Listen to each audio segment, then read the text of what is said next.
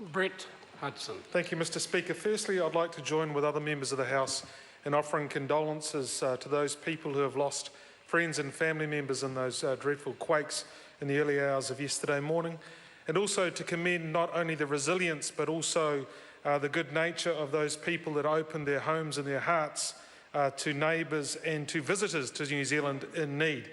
It is a great disaster, but it also does bring out, Mr Speaker, the very, very best in people. I do rise in support of the Patents, Trans-Tasman Patent Attorneys and Other Matters Bill in this its third reading. The bill, sir, has always had one fundamental objective, and that is about creating a Trans-Tasman Patent Attorney registration system along with some associated code of conduct in disciplinary matters.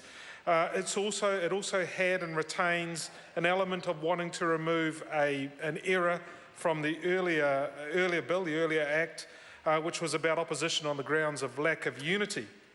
It also had a couple of other matters that in the scheme of the bill as a whole are minor. The single application process and the single examination process were introduced as ideas that might help to speed the application and examination of patents across Australia and New Zealand. The reality is that given the time from when the idea was first put forward to now when this may be enacted, is that much has changed. Much has changed in the area of technology and other systems available to the rest of the world as well as New Zealand and Australia, which yield those processes as no longer as beneficial as they may have looked a number of years ago. And so through the select committee process it was determined that it was appropriate that they be removed. But that doesn't change, Mr Speaker, the heart of the bill. The heart of the bill was always around the joint registration process. That would see a single definition of services for patent attorneys across Australia and New Zealand, a Trans-Tasman governance body, a single disciplinary regime and code of conduct, and a single disciplinary tribunal.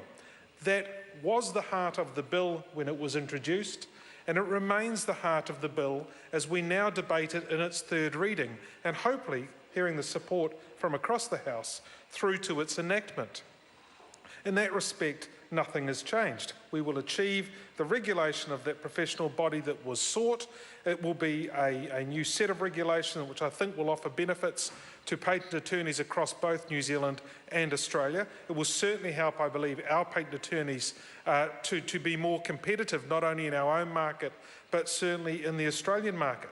And I'm very pleased, along with that, Mr Speaker, that we are removing opposition on the grounds of lack of unity of invention. I think it was an oversight in the previous bill, and it's good to see it removed now. So I have nothing further to add, Mr Speaker, but to commend this bill to the House.